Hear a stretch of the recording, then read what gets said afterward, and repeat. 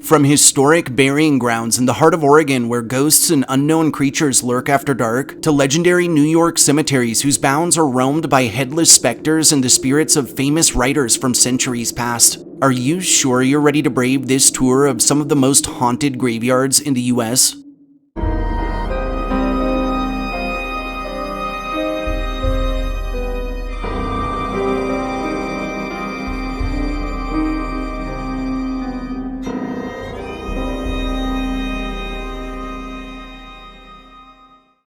Hey guys, and thanks for joining me on this adventure through some of America's most haunted graveyards. From infamous potter's fields harboring the remains of prominent founding figures, to southern boneyards where the dead simply refuse to rest, the United States are chock full of eerily beautiful final resting places and the assortment of ghost stories, old hill legends, and tales of terror that surround them. Let's dive right in. Our first haunt takes us down to the ever-popular Sunshine State to the Miami City Cemetery.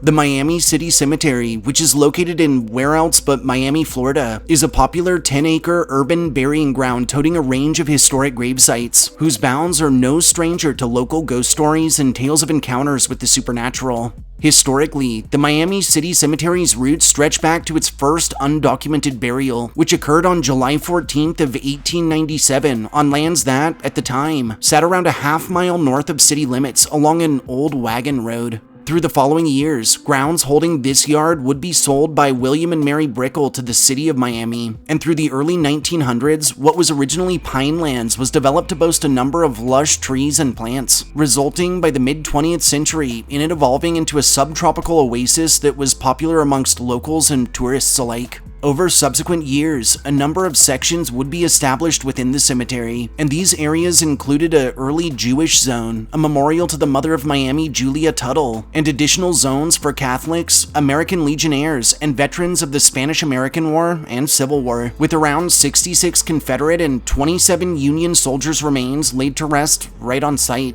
More recently, in 1997, Enid Pinckney and Penny Lambeth would begin a restoration of the graveyard, which would ultimately see a huge transformation. Notably, this city cemetery is one of the few cemeteries where owners of the plot actually hold its physical deed, and its bounds tote the only 5 oolitic or limestone graves on the planet. The Miami City Cemetery remains open into the present and is popular amongst historians, friends and family of the interred, and local daredevils and paranormal investigators, and rightfully so, as over the years, both staff and visitors to the cemetery's grounds have reported a range of paranormal activity, including instances of tombstones moving around the yard after nightfall, glowing eyes seen through the darkness, and extreme cold spots felt in the normally balmy Miami heat. Several informal investigations of the yard have yielded high EMF levels, crystal clear EVPs, and orbs in photography and video, while the full-bodied apparitions of soldiers from both sides of the Civil War have been sighted lurking about. Most famously, the Miami City Cemetery is believed to play home to the ghost of Julia Tuttle herself, whose calming presence is sometimes announced with the smell of the oranges she grew in life. Okay, so our second haunt lands us in the heart of the Evergreen State at the Independent Order of Oddfellows Cemetery. The Independent Order of Oddfellows Cemetery, which is located in Monroe, Washington, is an eerily serene burying grounds tucked away in the lush landscapes that lie just northeast of Seattle. Its weathered bounds have long acted as a conduit for ghost stories and tales of the otherworldly. Historically, some of the earliest roots for our present-day Monroe IOOF cemetery are somewhat garbled, but from what we do know, this weathered graveyard originally began as 2 separate plots through the late 1800s, being the Monroe Memorial Park and the Monroe International Order of Oddfellows Cemetery, which in total encompassed around 13 acres. Subsequently, an 1899 Monroe Monitor newspaper article would detail the creation of the Memorial Park section of the cemetery under proprietor John F. Stretch, though it would also comment on the fact that burials had existed here long before this formal establishment, with several graves dating back to 1883 and 1885 respectively. In 1920, this early yard was expanded northward to Sultan, or what is now Old Owen Road. Not long after the establishment of this first yard, the Order of Oddfellows would establish another yard just to the east, and by 1930, this expanse would be recognized for its jaw-dropping rows of old fir trees, which, interestingly enough, were actually used to mark family plots. Notably, like the other yard, though this cemetery was established much later, some graves on site pre-exist its formal establishment and date all the way back to 1888. By the 1950s, burials would transpire to the north of Old Owen Road, and in 1956, the IOOF cemetery would purchase the earlier Memorial Park and would merge them as one. Oh, and as a bit of fun trivia, the oldest person to be buried in the IOOF cemetery is that of one Zella J. Burstad, who died more recently in 2004 at the age of, get this, 110. Bravo, Stella. We hope you found your peace.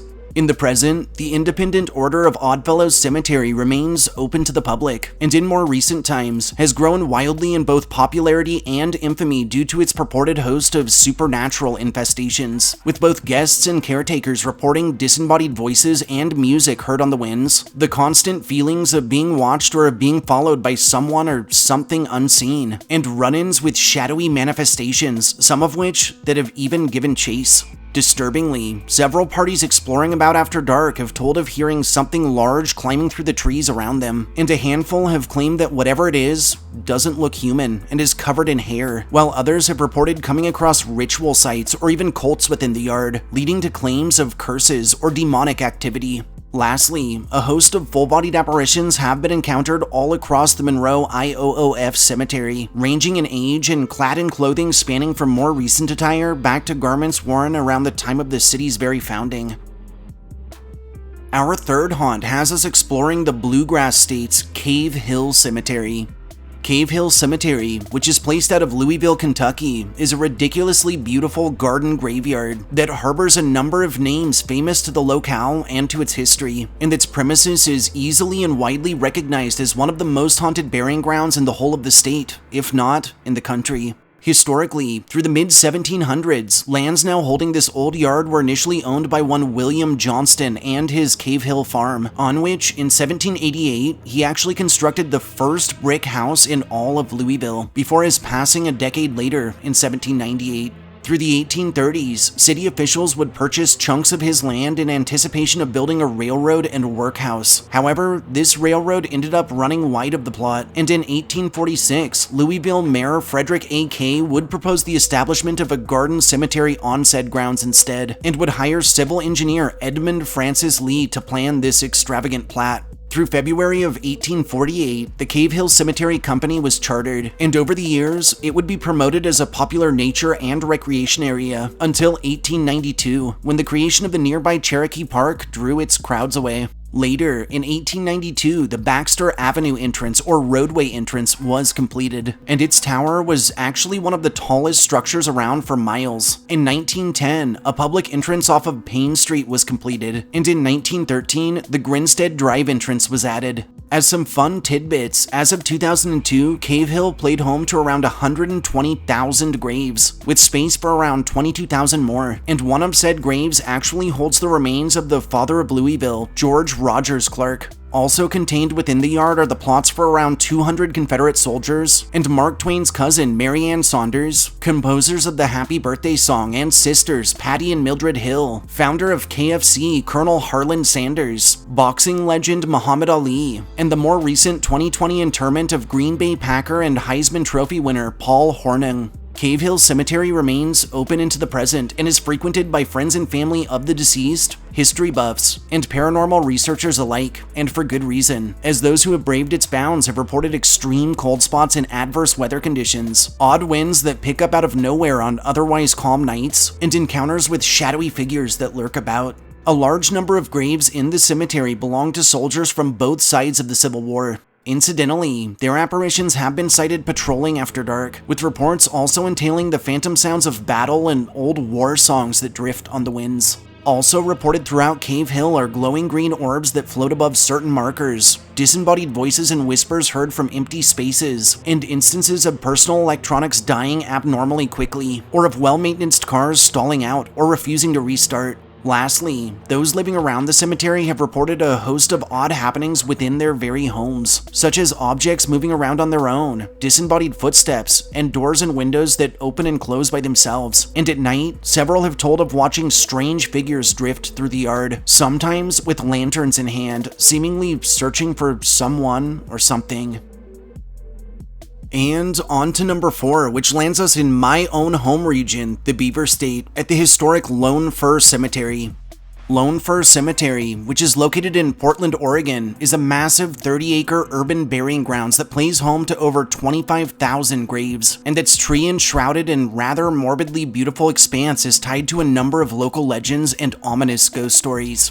Historically, through the early 1840s, lands now holding Lone Fir were initially part of a purchase made by James B. Stevens, who is actually featured on this tombstone, who acquired lands from the Willamette River's eastern bank to present-day 23rd Street and from Stark to Division, after which, by 1846, his father, Immer Stevens, would pass on, and was buried on a property holding their family farm. Subsequently, in 1854, James would sell these lands to one Colburn Barrel, under the stipulation that he forever maintain his late father's gravesite. Later the same year, the steamboat Gazelle, which Barrel owned, actually exploded near Oregon City, resulting in the deaths of 24 passengers including Barrel's business partner Crawford Dobbins, after which Colburn would establish a cemetery around where the old farm site formerly stood to accommodate for the casualties. In 1866, Barrel would end up selling the cemetery to a group of wealthy Portlandians, after which it was renamed as Lone Fir for a singular fir tree that grew within. In 1902, this burying ground would welcome the addition of a memorial dedicated to the Indian Wars, to the Mexican-American War, to the American Civil War, and to the Spanish-American War, and in 1928, Multnomah County would take over operations, during which time in 1947 it would pave various roads and construct several buildings.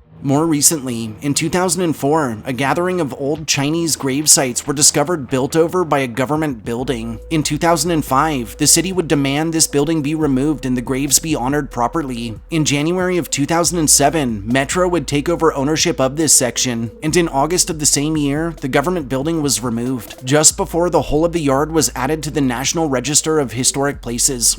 Sadly, in as recently as 2020, the memorial honoring Mexican-American soldiers was toppled and vandalized. Several other portions of the cemetery would incur damages, and both restoration and preservation efforts have been ongoing to this very day. In the present, Lone Fir Cemetery remains open to the public and is a popular stop for local history buffs and paranormal researchers alike, and those who have braved its bounds, especially after dark, have reported orbs that flit about the forested landscapes, extreme cold patches felt in adverse weather, and strange patches of smoke or fog observed drifting about with seeming sentience. A large white obelisk on site memorializes one Dr. James C. Hawthorne, who was in charge of a local insane asylum through the early 20th century. Unlike other asylums of its time, Hawthorne actually genuinely cared for his patients, and for about 130 of said patients whose families had abandoned them, he ensured their burials within the yard. The spirits of these patients have been encountered around Block 14, as have the apparitions of a number of Chinese laborers. Another popular Lone Fir ghost story speaks of the gravesite of one Charity Lamb, who, in 1854, and while he was entertaining their children with animated dinnertime stories, murdered her husband by way of bringing an axe down on his skull. Lamb was sentenced to life in prison, but was actually later released to the care of the aforementioned Dr. Hawthorne, and several have told of spying her apparition around the yard, axe in hand, spattered in blood, and a crazed look in her eyes. Also reported across the property are run-ins with a spectral woman in a red dress, the phantom smells of tobacco smoke, cologne, and perfume without source, and one more terrifying story in which walkers spied the ghost of an old man with a beard that jerked his head upward toward the sky, and then towards them to reveal black cavities where his eyes should have been, before emitting an otherworldly scream. Lastly, though they died near Oregon City, near the Steamboat Gazelle Memorial, many have told of sightings of the full-bodied apparitions of victims of the disaster, who linger for moments, covered in burns, before fading away. Saving the best for last, number 5 has us traveling through Tarrytown to the ever-legendary Sleepy Hollow Cemetery. The Sleepy Hollow Cemetery, which is located in none other than the Sleepy Hollow, literally the Sleepy Hollow from the famous Washington Irving story and subsequent movies, shows, games, etc., is a massively famous historic burying grounds that, surprise surprise, is recognized for its ties to an impressive assortment of associated local legends and tales of the unknown. Historically, the town of Sleepy Hollow, New York was founded all the way back in 1640, and for centuries, their dead were buried in private plots or locations that were chosen pre-expiration. And through the 1700s, it would grow into a center of commerce for surrounding farms, with folk traveling for miles to attend church, markets, marriages, baptisms, and more. But Sleepy Hollow's true claim to fame wouldn't dawn until 1820, when Manhattan-born writer Washington Irving wrote his infinitely famous short story, The Legend of Sleepy Hollow.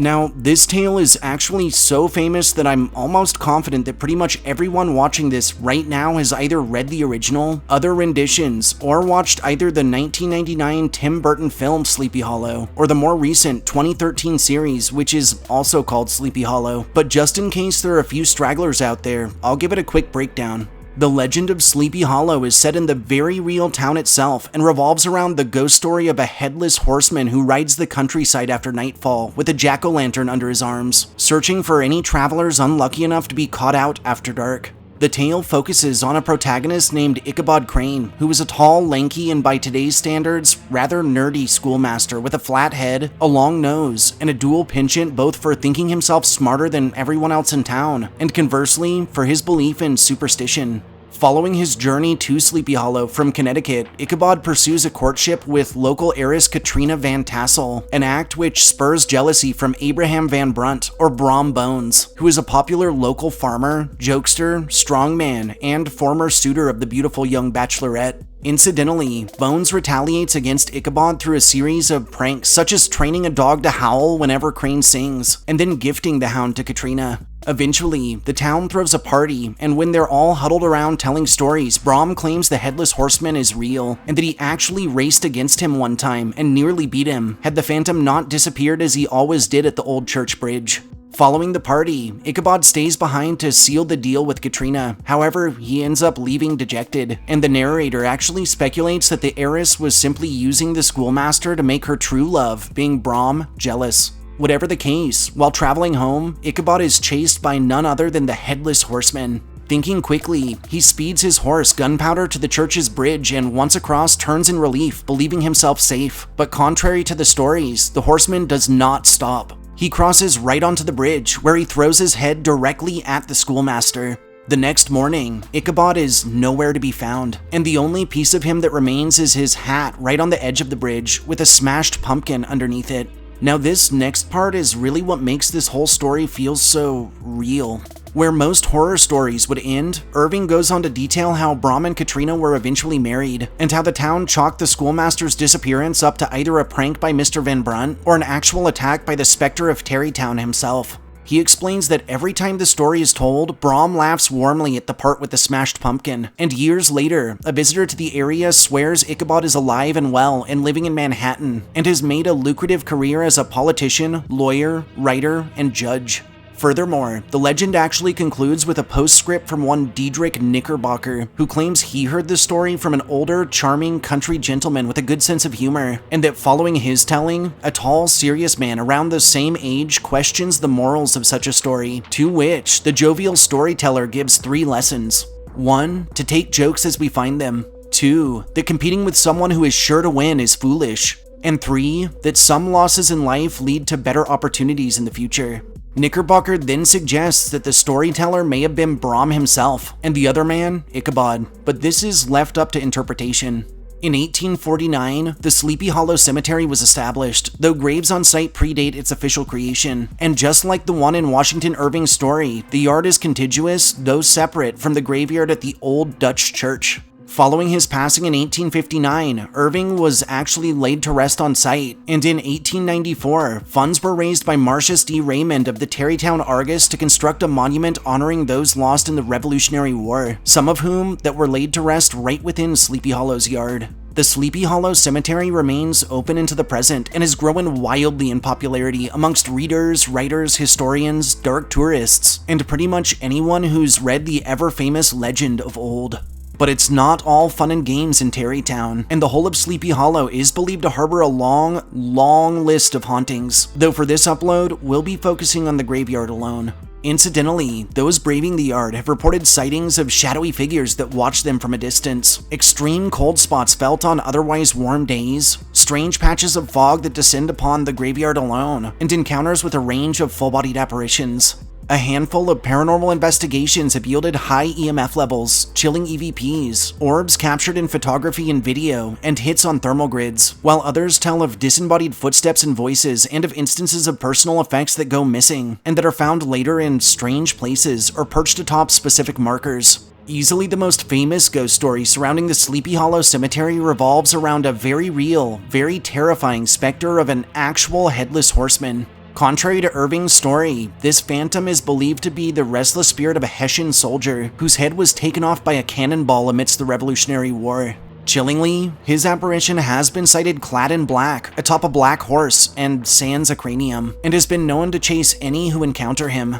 Many who have run into this entity have ran in fear from the cemetery towards the church for safety, but just as in the case of poor old Ichabod, this has done little to stop the horseman, and he's been known to leave cemetery grounds, cross the bridge that's named after him, and even follow cars at surprising speeds. Lastly, the spirit of the legend's creator, Washington Irving himself, has been viewed right near his own gravestone, silently watching the yard with a look of contemplation, and has even been known to appear to those touring the grounds, talking with visitors who think him an actor at great lengths before fading away.